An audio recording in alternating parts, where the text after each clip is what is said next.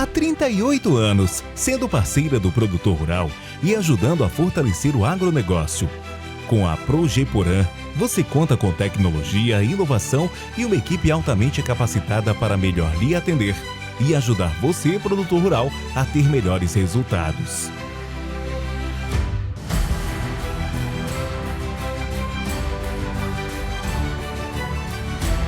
Progeporã, a sua parceira no campo e nos negócios.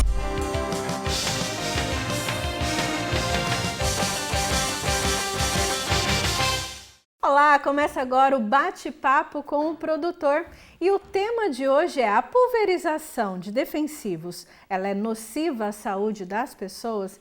Para falar desse tema, a gente convidou a engenheira agrônoma Jaqueline de Matos Nascimento, que é também especialista, em tecnologia e aplicação de defensivos agrícolas. Jaque, eu queria começar perguntando para você, o que é a tecnologia de aplicação e por que ela é tão importante aí para o produtor rural, principalmente aqui de Mato Grosso do Sul. Bom dia para você. Bom dia, obrigada pelo convite. Fico muito feliz em poder compartilhar um pouquinho desse assunto que é extremamente relevante. Afinal de contas, quando a gente pensa numa lavoura, né, Valéria? A gente entra uma vez com a semeadora, uma vez com a colhedora, mas o pulverizador, quantas vezes ele entra na lavoura? E quanto de dinheiro passa por um pulverizador? Então, ele é um tema extremamente importante, então eu fico muito feliz e grata pelo convite de vocês.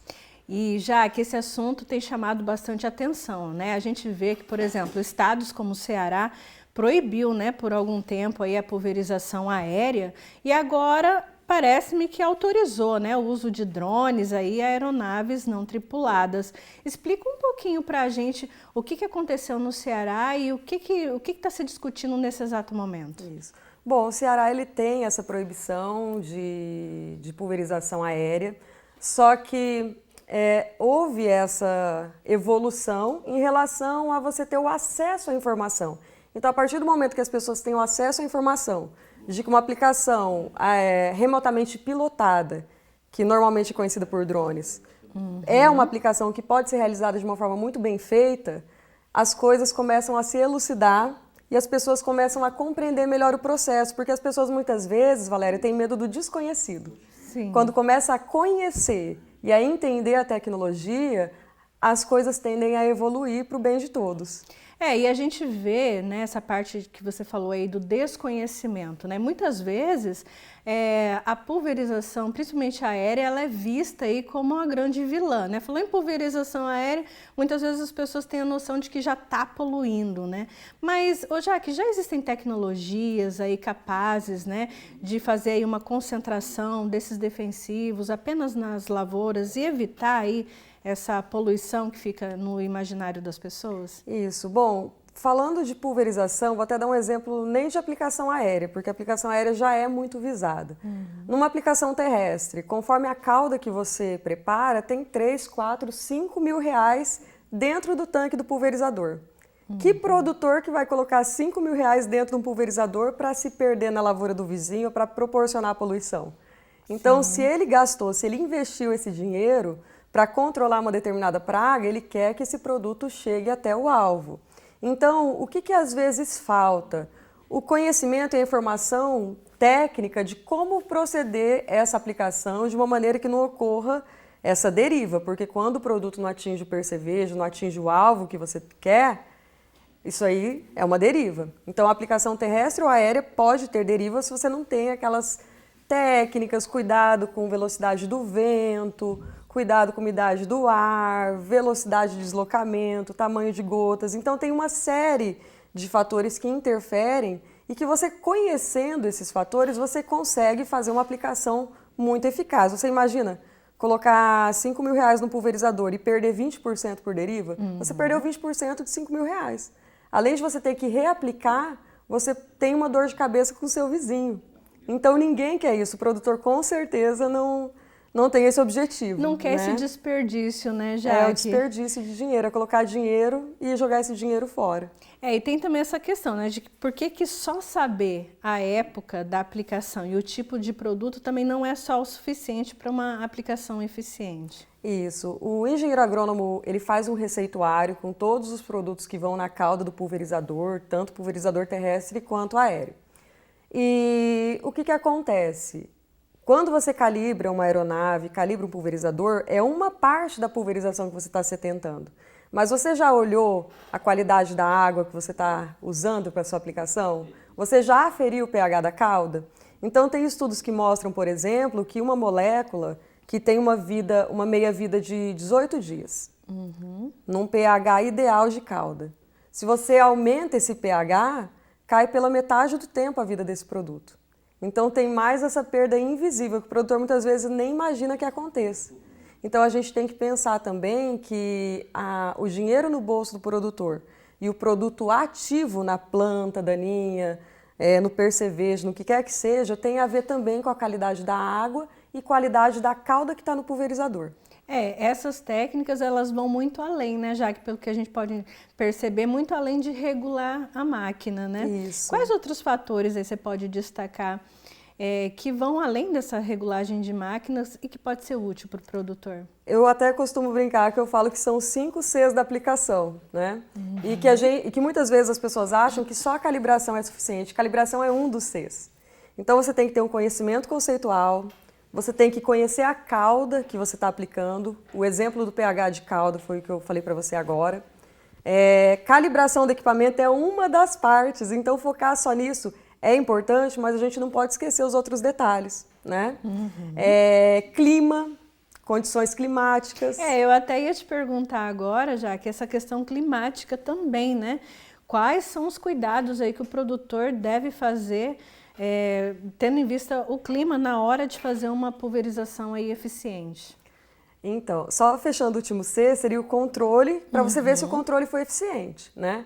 Voltando a falar do clima agora na sua pergunta, muitas vezes as pessoas se pegam ao tripé do clima: temperatura, umidade relativa e velocidade do vento.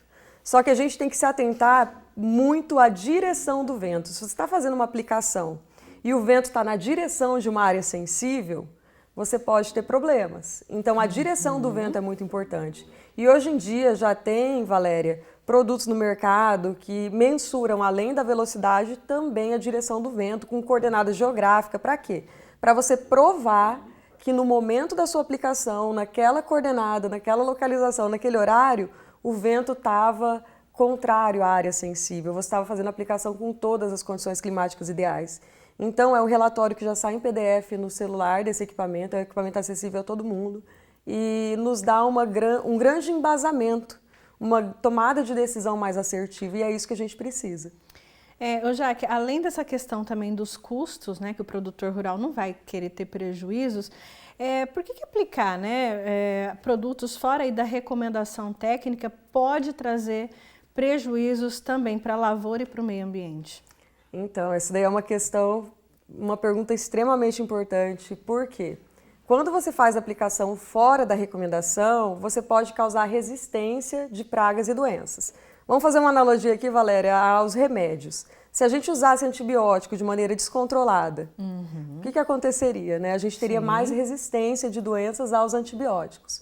Dessa mesma forma também acontece na lavoura. Se você faz o uso indiscriminado desses produtos, sem a recomendação, sem monitoramento e orientação de um agrônomo, a chance de você ter resistência, plantas daninhas resistentes a herbicidas, insetos resistentes a inseticidas e também doenças é muito grande. Aí você tem que pesquisar novas moléculas, pesquisar novas formulações.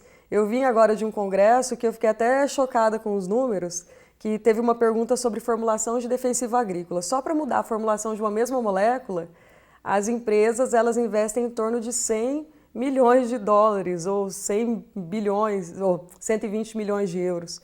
Então, assim, é um dinheiro muito grande. Então, imagina você ter uma molécula que proporciona o controle de uma planta daninha. E essa planta daninha passa a ser resistente? Sim, e a gente está falando um pouco de prevenção, né? Mas não é só isso, né, Jaque? A gente tem também um um cuidado além, né, depois do ato de pulverização. Explica pra gente um pouquinho da importância desse cuidado. Isso. Então, eu sempre lembro também que depois da aplicação, que na verdade a aplicação de defensivos não termina quando você guarda o pulverizador, né?